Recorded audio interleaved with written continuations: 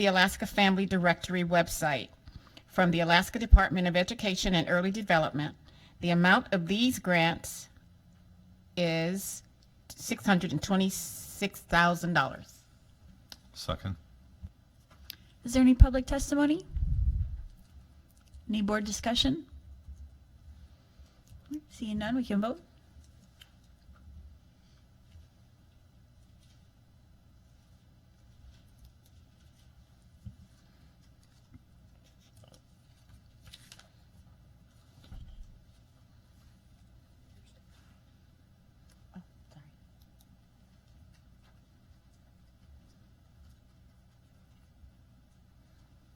That motion passes, 7 yeas, 0 nay.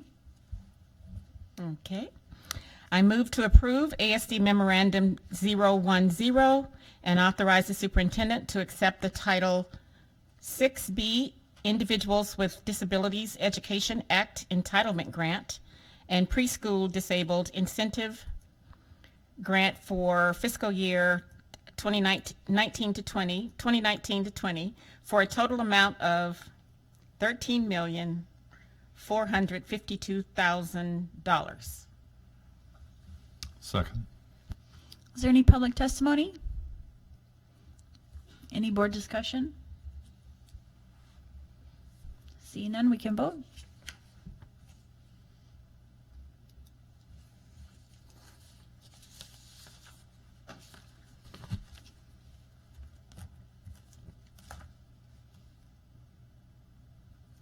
That motion passes, 7 yeas, 0 nay. Do any board members want to pull a non-action item for discussion today? Member Donnelly? The item regarding 1% for art that the board added to the agenda. All right, well, that'll be memorandum 013. 013. Any others?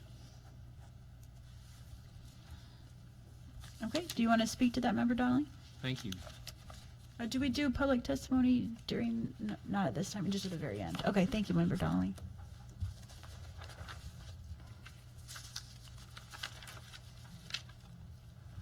I just wanted to explain to the public that the proposal that regarding the 1% art absolutely does not prohibit or seek to prohibit non-Alaskan artists from participating in the program, as some of the public testimony seemed to imply. Actually, it said that. That was what it was addressed. It does three things. None of which are to prohibit non-Alaskan artists, but it only has three resolves. One was to ask the municipality of Anchorage to seek ways to increase participation by Anchorage School District students and residents in applying for the 1% art program. The second resolve is the board asks the municipality to seek ways to increase any existing artist preferences provided in the current art jury evaluation process, including more careful consideration of the proposed transportation expenses of non-local proposed submitters. And the final resolve is to, when the municipality does its report to this board of what art they have chosen to put into our schools, because we have no say in it, that they would include information regarding the residents of the non-successful proposal submitters and also the successful proposal submitters. So it does not prohibit non-Alaskans from participating in the 1% for Art program.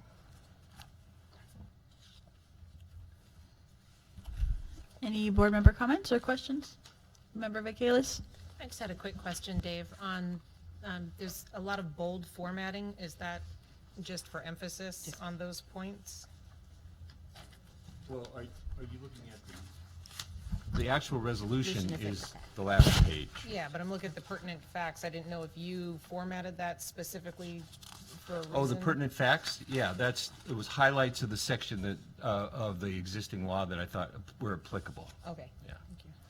Because there's a lot of text there, but I didn't want to not put all the text there, but I wanted to also assist people in trying to figure out where the relevant parts were.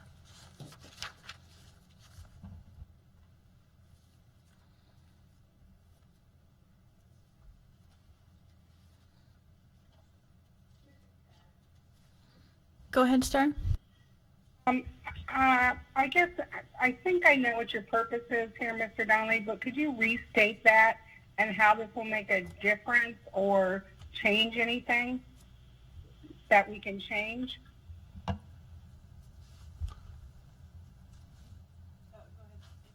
Yeah, this program is under the exclusive control of the municipality of Anchorage, although it determines what art goes into our schools.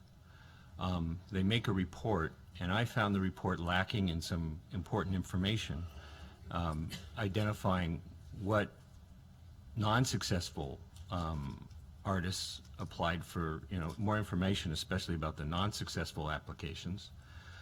And I think that it also encourages that the municipality work with the school district to try to encourage our students to participate in the 1% for Art program.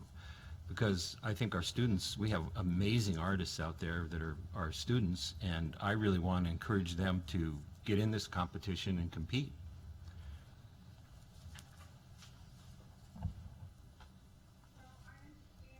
Given the comments of the art director of this program,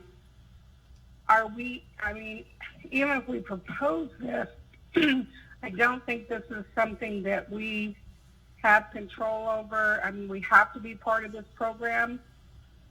That's my question here. And maybe Dr. Bishop can answer that too on how this program works in the school district. Can we request those? I'm just not sure what what we're able to do and not able to do to be able to participate in this program.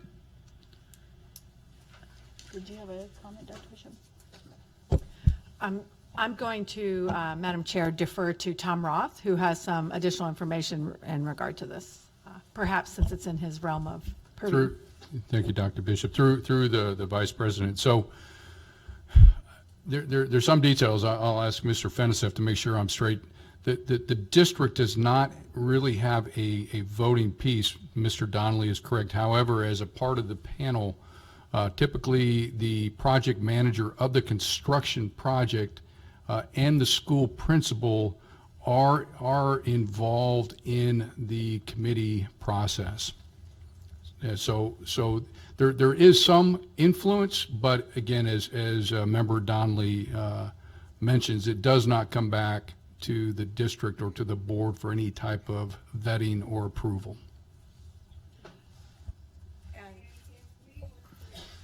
Are we suggesting that it comes back to the district for vetting or approval? I believe just what do you have the resolution before you?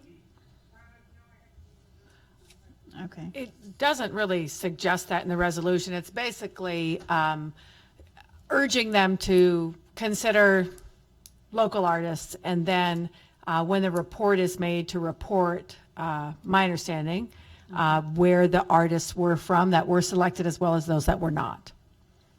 We're encouraging that.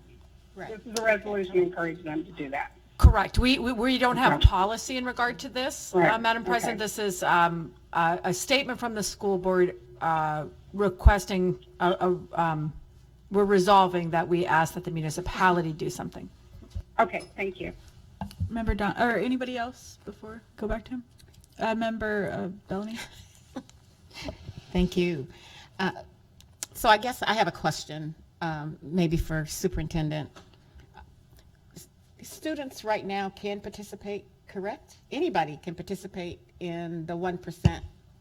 Is that correct? I'll turn it over to Tom Roth, but I believe if you are, It's a bid. Is it a bid? you're going to have to bid Yeah. and be selected. Yeah, so there's a process. You would have to become a vendor at a time. There's some legal things that are incurred possibly But to be students aren't hired. excluded from the process, No, are they? there's not an exclusion of age or students or where you live, no. Okay. In fact, I believe the curator confirmed that, where he said it's very open, very, they encourage many different people. Member Donnelly, did you have a follow-up? I just wanted to say that I did send this resolution to the present director of the 1% for Art program, and she chose not to comment on it. Okay, I'll just add, we talked earlier about our getting things on 9 days before for an agenda, so I would encourage us to continue to do that. So I won't be supporting this tonight, but I don't have a problem if it goes through the correct, that process. But also a part of me just kind of says, we have these other issues that I really want to focus on, and this year, my word is focus, right? We're going to focus on our board goals, and this might be nice, but I'm not sure it's going to do something substantially more to advance our mission. And everything we do takes time. And it doesn't mean it's not nice. It doesn't mean it's not good and important, but we can't do everything. And I'll continue to make my choices based on what I think is going to help focus our goals. Any other comments? All right. Well, I don't think we don't have anything to vote on, so this will be coming as an agenda item. It will be an action item for next week, unless somebody has anything they want to do with it. Okay.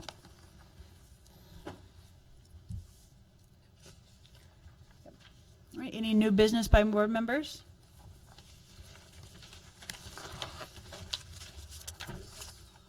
Member Donnelly?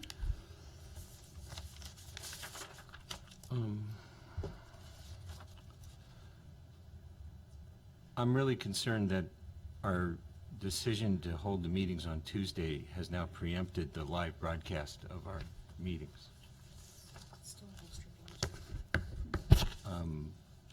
They're no longer going to be available at all on Channel 9? Is that the result?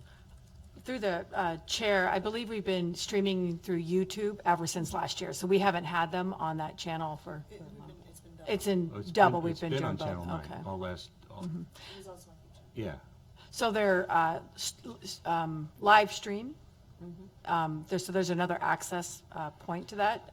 Yeah, I just think it's not the same degree of access for the public to be on YouTube as it is if it's on Channel 9 on cable, because it's just a lot easier to access and to view, for the public to follow it. I know many people have told me they follow it pretty, and I think that's really an important civics matter, where being on Facebook is much less. It's not a Facebook stream. It's or- not an app stream. Yeah.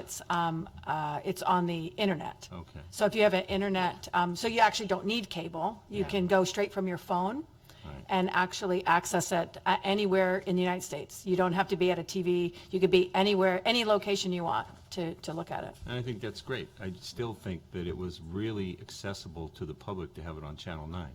I think a lot of people are going to be surprised it's not there anymore. And I'm just raising that because this is new business. I'm raising this as I think a serious concern about folks are no longer going to be able to participate and observe in the meetings through that level of accessibility. Are you wanting us to do something as far as review of our time? We had talked about trying it for a year and seeing how, if any issues come up, or just notating that this is one to I'm just keep track notating of? that when the decision was made to move it from Monday for Tuesday, there was absolutely no notice and no discussion whatsoever that was going to prevent live television coverage, the ability of the public to watch these programs live on Channel 9. It was never brought up and never discussed. And I'm concerned about that. I think I would have opposed it at the time if that would have been brought up or acknowledged at that time. Member Mitchell? So I'm a sample of one, but I appreciate the comment. When I go to follow something, I would go to I would look up ASD streaming, or I've also done with the legislature. I have a hard time finding gavel to gavel these days, so I just look up Alaska Legislature streaming, and it takes me to that web page, and then I click the button that says stream, and it's totally transparent to me what the platform is that it's streaming on. Is that the way it works for our board meetings? So people don't have to go onto YouTube. They just come to our website, they say, I want to watch the meeting live, and they're hooked in. So I feel like it's not, I mean, I think that's a lot more accessible. We don't have cable at home. I don't ever turn on my TV. But I understand there are probably some people, just like you said with Facebook, some people don't do it, and so they miss out on some things. I appreciate you noting it, and as we go throughout, we'll continue to see how it's working, and I think we should continue to see if this is a good way to do it, or, there's no perfect way, but we'll see how the year goes. I just want to acknowledge that I misspoke by saying Facebook. So many things are now live streamed through Facebook. I don't know. I realize it's not through Facebook. Any other new business? Oh, Member Donnelly? Thank you. No, that's good. At the August 15th meeting, the board voted essentially to table, well, actually, this was at the May 6th meeting, to table Memo 163 with the provision that there would be action within the next 2 months. It is scheduled, thank you, Chairman Holloman, to be brought up at the August 15th Governance Committee meeting, but I just wanted to point out that it wasn't acted on within the time frame that the tabling occurred. Typically in a tabling motion to a time certain, thing reappears, that whatever was tabled should automatically reappear. And so I'm looking forward to the meeting and the discussion, but whatever happens at the governance committee, I don't think overrules the vote of the board as far as it coming back before the board. Point of information, I think those are working months. Tongue in cheek. Anybody else? All right, any other public testimony?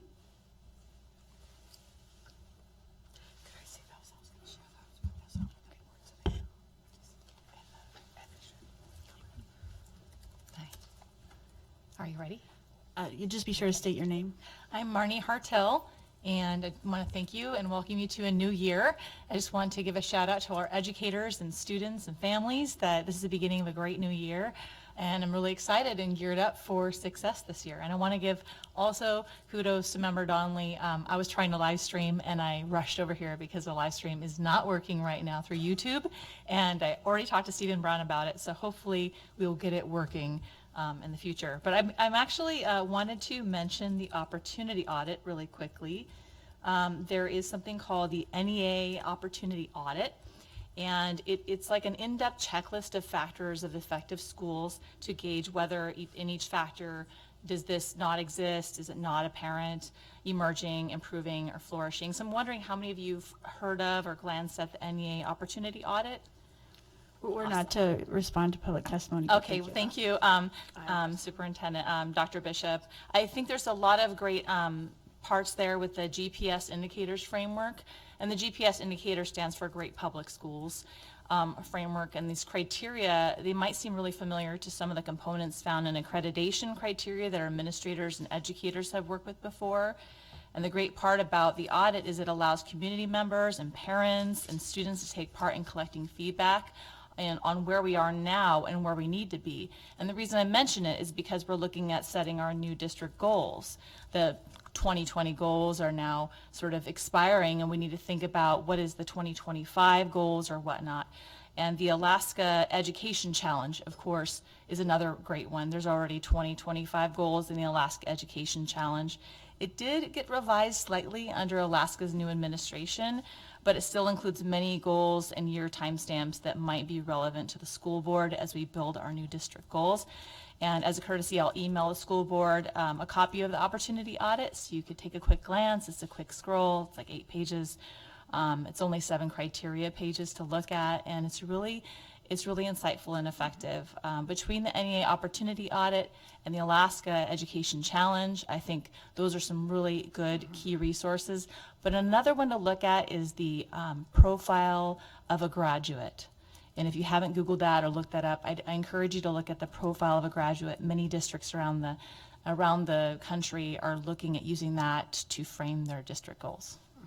Thanks again, and wish you a great new year. Thank you again for hearing my testimony. Any other public testimony? Any school board or administration comments? Dr. Bishop? Thank you. I do want to share that there's a stack of cards next to you.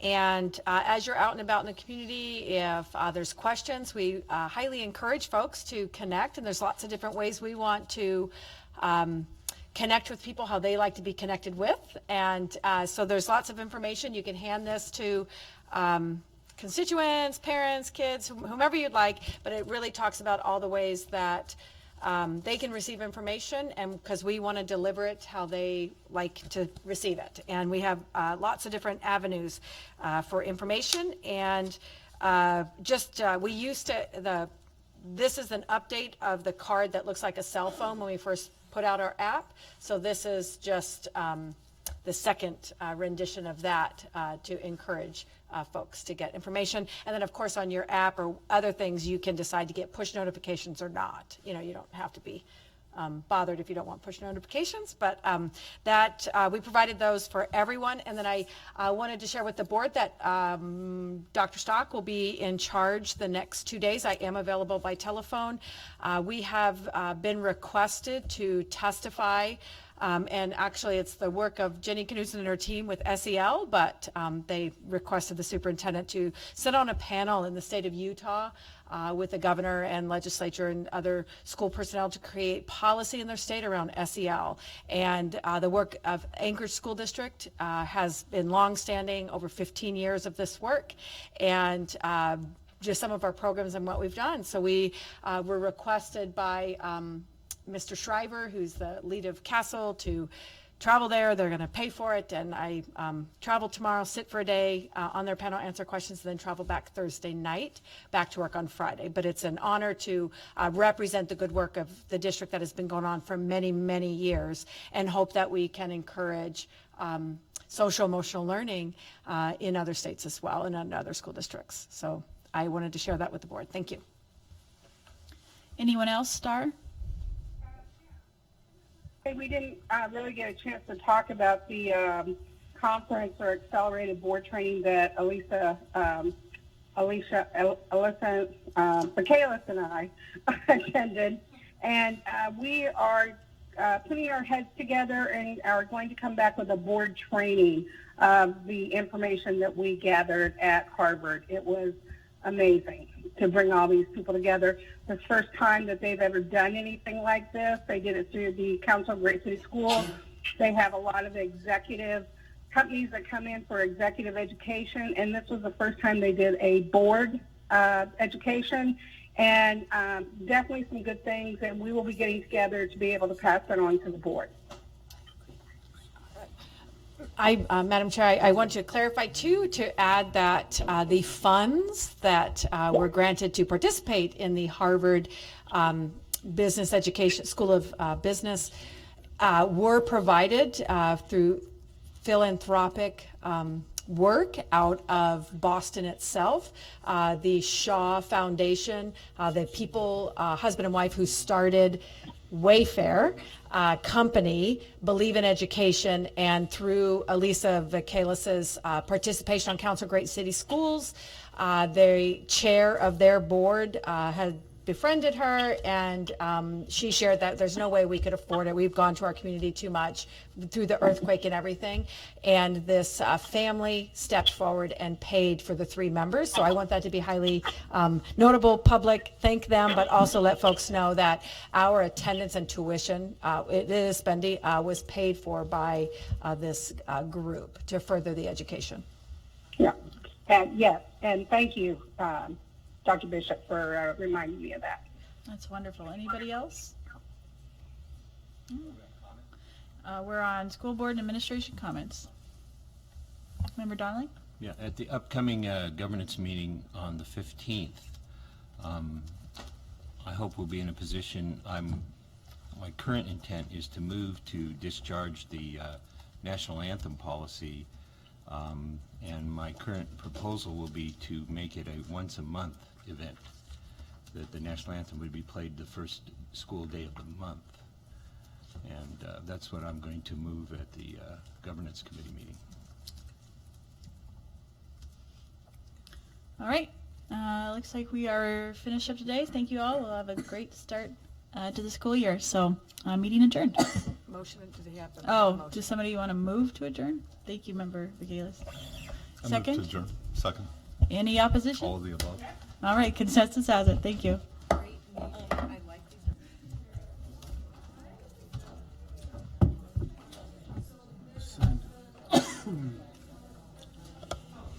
Bye, Star.